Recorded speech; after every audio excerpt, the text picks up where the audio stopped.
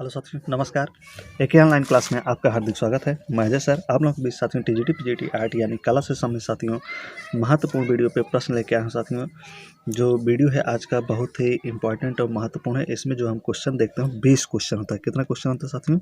तो 20 क्वेश्चन होता है, जो 20 का डोज करके होता है। बहुत ही महत्वपूर्ण होता है 2022 की दृष्टि से। आज जो टेस्ट होगा, जो इसका सेट होगा वो 53 होगा। कौन सा होगा? 53। तो इसके पहले के जो टेस्ट जो भाई बहन नहीं देखे हैं जो वीडियो साथियों, तो वो जाके प्ले स्टोर पर वहाँ पे देख सकते हैं। तो वीडियो जैसा लगे तो आप उसे कमेंट करके आप बताना कि कितना क्वेश्चन आपका सही गया है और किस प्रकार से वीडियो है। तो चलते हैं, वीडियो को स्टार्ट करते हैं। तो सबसे पहले स्क्रीन पे है आपके प्रश्न, इनमें से संयुक्त राष्ट्र संघ की वह कौन सी संस्था है? क्या कर रहा है? संयुक्त राष्ट्र संघ की वह कौन सी एक संस्था है जो कला एवं संस्कृत को बढ़ावा देती है? किसको? कला और संस्कृत को बढ़ावा देती है। तो संयुक्त राष्ट्र संघ की वो कौन सी संस्था है? यूनो है, यूनिसेफ है, यूनूडो है या यूनेस्को है? तो चारों ऑप्शन आप लोगों के सामने हैं। तो इसमें से कौन सा एक संस्था है साथ में जो कला को बढ़ावा देता है? तो कौन सा हो जाएगा यहाँ पे? तो यूनेस्को। क्या हो जाएगा? यूनेस्को। राइट आंसर आपका यहाँ पे डी हो जाएगा ना। संयुक्त राष्ट्र संघ की इस विशेष संस्था का गठन अगर देखा जाए तो जो हुआ था यह संगठन का गठन तो 16 नवंबर 1945 को हुआ था। कब हुआ था? 16 नवंबर था दिन 1945 को इस संस्था का गठन हुआ था। इसका उद्देश्य जो होता है साथियों क्या होता है? शिक्षा एवं संस्कृति के अंतर्राष्ट्रीय सहयोग में शांति एवं सुरक्षा स्थापित करना होता है। यूनेस्को का अगर मुख्यालय देखा जाए तो पेरिस या फ्रांस आप याद रखेंगे। क्या? पेरिस या फ्रांस आप याद रखेंगे। यूनेस्को का मुख्यालय था। भारतवर्ष में 1946 में यूनेस्को का सदस्य देश बना था। जो अपना भारत देश है ये 1946 में यूनेस्को का सदस्य बना था। कब? 1940 सदस्य बना था साथियों। अगला है, बहोस स्कूल स्थित है। जो बहोस स्कूल है किस स्थित है? कहाँ पे? इटली में है, इंडोनेशिया में, जर्मनी में या हॉलैंड में? तो 20 बहुत ही महत्वपूर्ण क्वेश्चन आपको साथियों मिलते हैं यहाँ पे। तो बहोस स्कूल कहाँ स्थित है? तो बहोस स्कूल का जो संबंध इनमें से किस में हो जाएगा? कमेंट करते रहिए। तो आप लोग हमारे कमेंट से पहले आप लोग कमेंट करिएगा। तो जर्मनी। क्या हो जाएगा साथियों? जर्मनी। उम्मीद है कि कॉपी पेन लेके भी आप बैठे होंगे। जो क्वेश्चन आपको नया लग रहा होगा उसे आप नोट डाउन भी कर रहे होंगे। तो जर्मनी में इसकी स्थापना कब हुई थी? तो 1919 में। कब हुई थी? 1919। जर्मनी में वाइमर कला संस्था के प्रमुख वास्तु कलाकार न वाल्टेर ग्रेफियस के नेतृत्व में बहुत स्कूल की स्थापना हुई थी 1919 में। अगला है, किस प्रसिद्ध चित्रकार ने हिमालय चित्रित किया? न कौन सा एक प्रसिद्ध इसमें चित्रकार है जिसने हिमालय का चित्र बनाया, हिमालय को चित्रित किया? सतीश गुजराल, सूझा, बेंद्रे या निकोलस रोरिक? तो कौन सा प्रसिद्ध चित्रकार जो हिमालय को चित्रित किया है इनमें से कौन हो जाएगा? तो कमेंट करिए आप लोग। तो निकोलस रोरिक। कौन हो जाएगा? निकोलस रोरिक था जो हिमालय को चित्रित किया था। यह एक प्रसिद्ध रूसी कलाकार था। कहाँ का साथियों? रूस का। कहाँ का कलाकार था? ये रूस का प्रसिद्ध कलाकार था साथियों। निकोलस रोरिक के नाम से जाना जाता है ना। यह भारतवर्ष में कब आया था? तो 1928 में हिमालय के सम्मुख आया। कब? 1928 में। 1928 में हिमालय के सम्मुख आया था और यहाँ पे चित्रकारी करना इसने आरंभ किया। और यह 20 वर्ष तक कुल्लू घाटी में अपना जीवन व्यतीत किया था। कितने वर्ष तक? 20 ईयर्स। 20 ईयर्स तक ये कुल्लू में अपना व्यक्तिगत जीवन किया था साथियों। अगला है, सोवियत संघ का उस चित्रकार का नाम बताएं जो भारत के कला सौंदर्य से न किससे?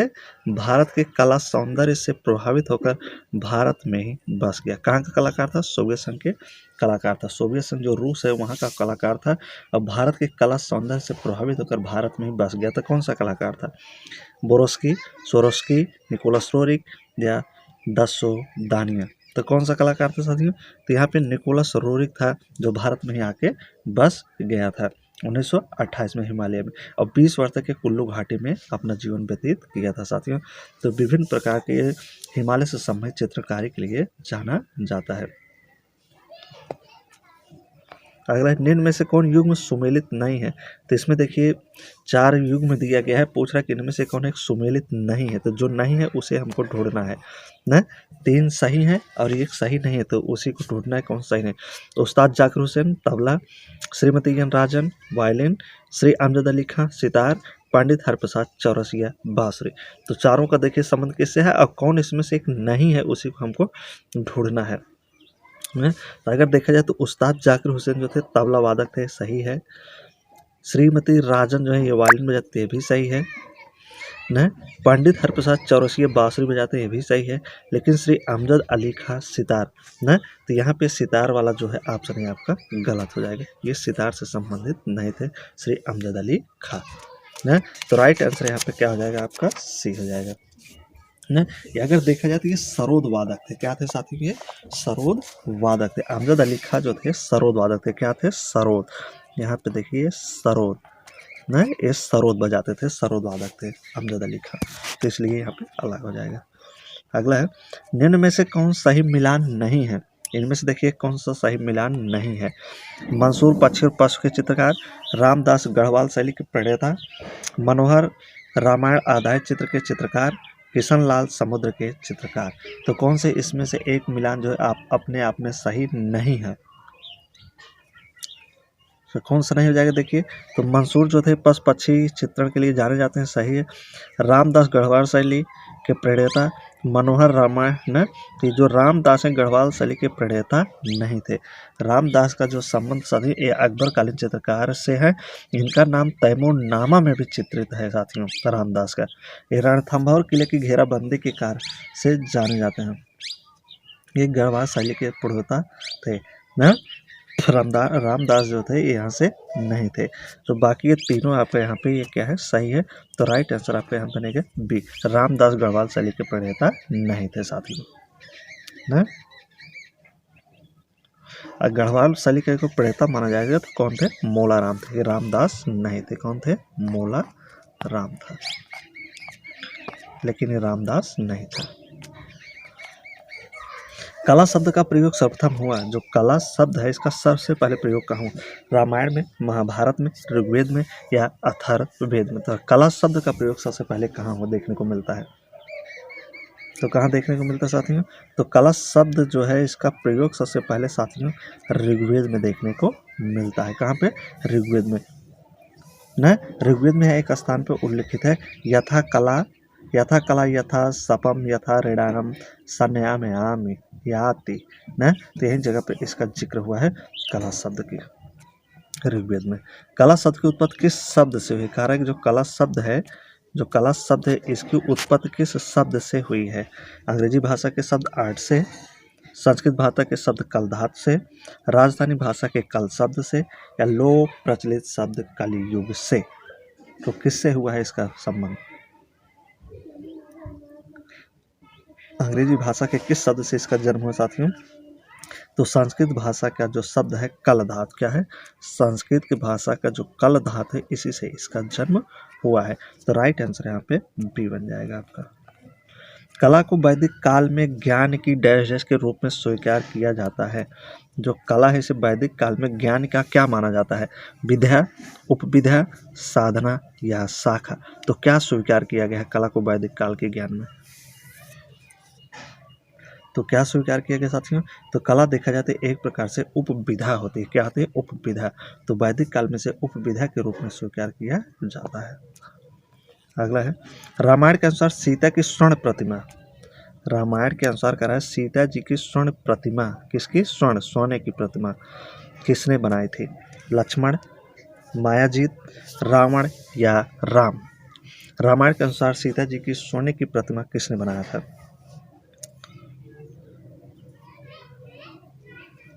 तो किसने बनाया था साथियों, तो यहाँ पे जो आपका राइट आंसर होगा क्या बनेगा, यहाँ पे रामायण के अनुसार सीता जी की सोने की प्रतिमा किसने बनाई थी ना। तो यहाँ बनाई अगर होगा तो यहाँ पे कुछ गलत हो रहा है, क्योंकि अगर बनाए थे तो बनाए थे जो, तो मैं नामक जो शिल्पी ये बनाए थे, लेकिन बनवाई, अगर बनवाई आएगी, क्या आएगी, बनवाई, तब कौन हो जाएंगे, श्री राम हो जाएंगे। तो यहाँ बनाने न बनाए थे तो मैजीत हो जाएगा, ठीक।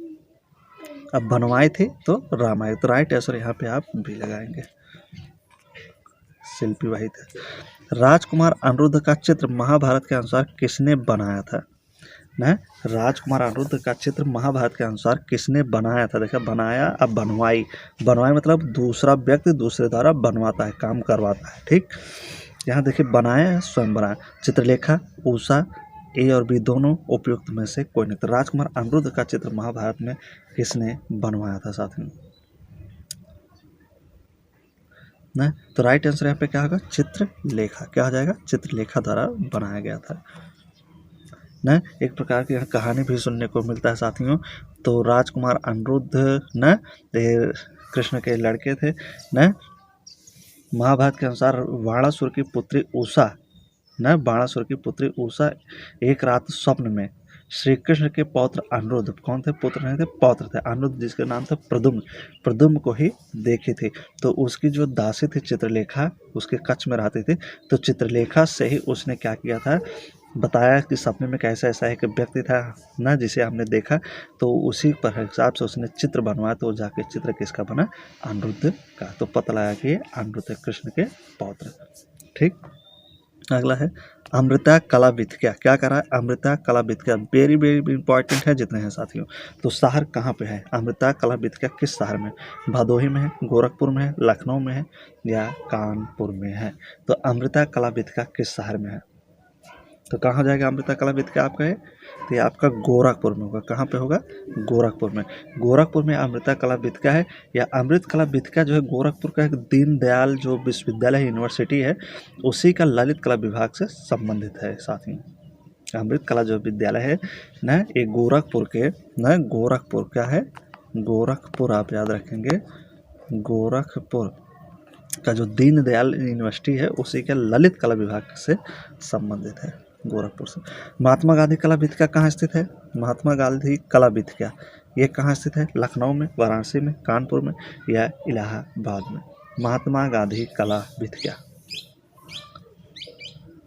तो कहाँ हो जाएगा साथियों महात्मा गांधी कला विथक्या? तो महात्मा गांधी कला विथक्या जो आपका है ये इलाहाबाद। कहाँ पे साथियों? तो इलाहाबाद में ना, वर्तमान जिसे हम प्रयागराज कहते हैं। यह जो है उत्तर मध्य क्षेत्र सांस्कृतिक केंद्र में स्थित है। कहाँ पे स्थित है? जो उत्तर मध्य क्षेत्र सांस्कृतिक केंद्र उसी में स्थित है। यह वर्ष 1997 में स्थापित किया गया था। 1997 में यह स्थापित किया था महात्मा गांधी कला विथक्या प्रयागराज यानी इलाहाबाद में। महात्मा बुद्ध का परिनिर्वाण स्थल कुशीनगर न का आधुनिक नाम क्या है? महात्मा बुद्ध का जो परिनिर्वाण स्थल है जिसका नाम कुशीनगर है, तो ये आधुनिक नाम उसका क्या हो गया है ना? यानी कुशीनगर को अब क्या कहा जाता है? पटना, कासिया, गया या सौदपुर या भीतरी? महात्मा बुद्ध का परिनिर्वाण स्थल था कुशीनगर। तो अब इसे क्या कहा जाता है? किस नाम से अब जाना जाता है? तो किस नाम से जाना जाता है? तो कासिया। किस नाम से जाना जाता है? तो कासिया नाम से यह जाना जाता है। कुशीनगर वर्तमान में कुशीनगर के नाम से जनपद का गठन भी किया जा चुका है। अगला है गौतम बुद्ध की जन्म स्थली है।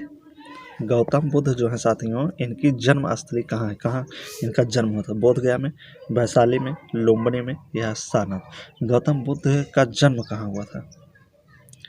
जन्म की बात पूछ रहा है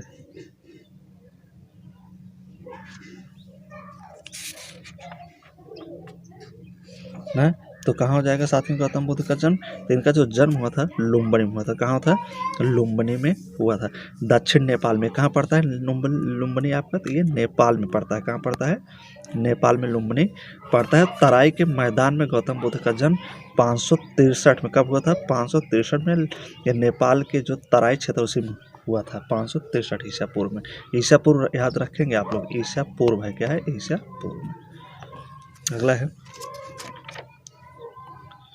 भगवान बुद्ध ने पहला उपदेश कहाँ दिया? जो भगवान बुद्ध थे अपना पहला उपदेश कहाँ दिया? सारनाथ में, वैशाली में, सांची में या बोध गया में? तो भगवान बुद्ध ने अपना पहला उपदेश कहाँ दिया था साथियों? तो ये अपना पहला उपदेश सारनाथ में दिए थे। कहाँ दिए थे? सारनाथ में, जिसे अब ऋषि पत्तनम के नाम से भी जाना जाता है ना। ऐसे और क्या कहा गया? पहले उपदेश को क्या कहा गया? धर्म चक्र प्रवर्तन कहा जाता है। क्या कहा जाता है? धर्म चक्र प्रवर्तन। आप याद रखेंगे, प्रवर्तन, धर्म चक्र प्रवर्तन भी कहा जाता है।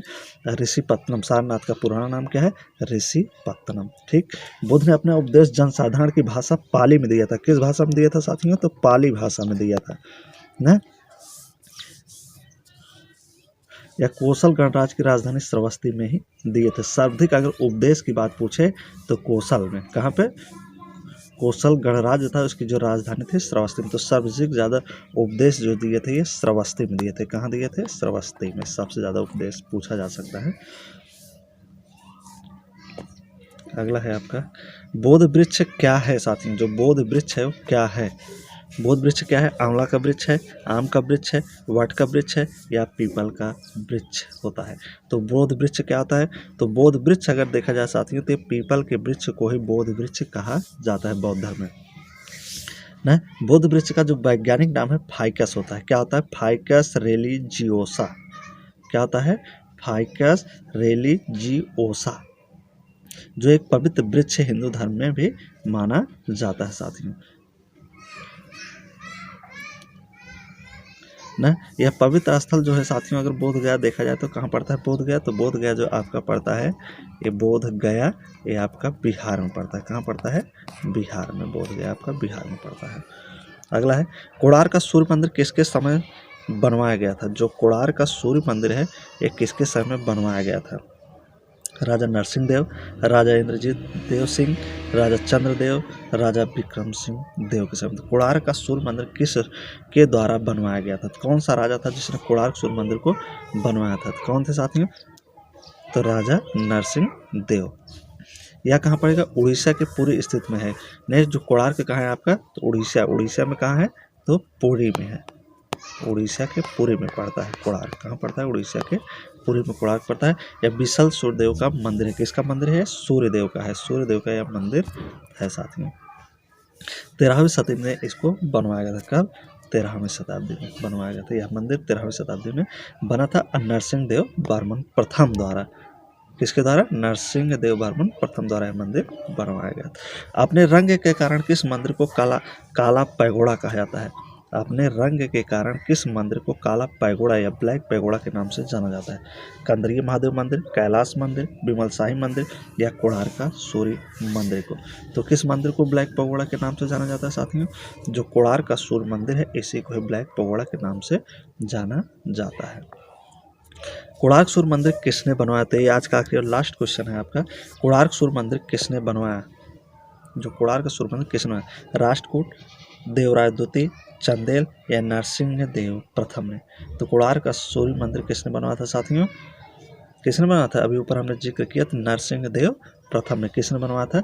नरसिंह देव प्रथम बनवाए थे ना चोलगंग ने। नरसिंह देव प्रथम चोलगंग ने बनवाया था। कब? 13वीं शताब्दी में। कब बनवाए थे? 13वीं शताब्दी में ना। जो अपनी विशिष्ट शैली के लिए क्या है? विश्व प्रसिद्ध है। इस मंदिर में 7 स्वतंत्र मूर्तियां लगी हैं। कितनी मूर्तियां लगी हैं साथ ही इस मंदिर में? तो 7 लगी हैं, जो कोणार्क सूर्य मंदिर का काला पैगोड़ा के नाम से भी जाना जाता है। तो उम्मीद है कि सारे प्रश्न आप लोगों को समझ में आए होंगे साथियों। वीडियो अच्छा लगा तो वीडियो को आप लाइक करिए। ये चैनल आपका है, एक ऑनलाइन का क्लास साथियों, इसे आपको आगे बढ़ाना है, शिखर तक पहुंचाना है ना। भरोसा रखिए इस क्लास के ऊपर, आपको निश्चित ही सफलता मिलेगी साथियों। तो निश्चित ही मिलेगी, बस मन से, दिल से, पक्के इरादा, दृढ़ संकल्प के साथ लगे रहिए और निश्चित ही सफलता की तैयारी करते रहिए साथियों। दिसंबर तक लगभग सूचना हो सकती है कि एग्ज़ाम की आ जाए, देखिए क्या होता है। तो मेहनत नहीं हारना है, नहीं तो सब कुछ हमारा बेफल चला जाएगा जो हम लोग अभी तक तैयारी किए। तो दीजिए इजाज़त, जब तक नेक्स्ट वीडियो लेके आएंगे साथियों, तब तक लिए बहुत बहुत धन्यवाद। जो नए व्यूअर्स ने चैनल को नहीं सब्सक्राइब किया तो चैनल को जरूर से जरूर सब्सक्राइब कर ले साथियों।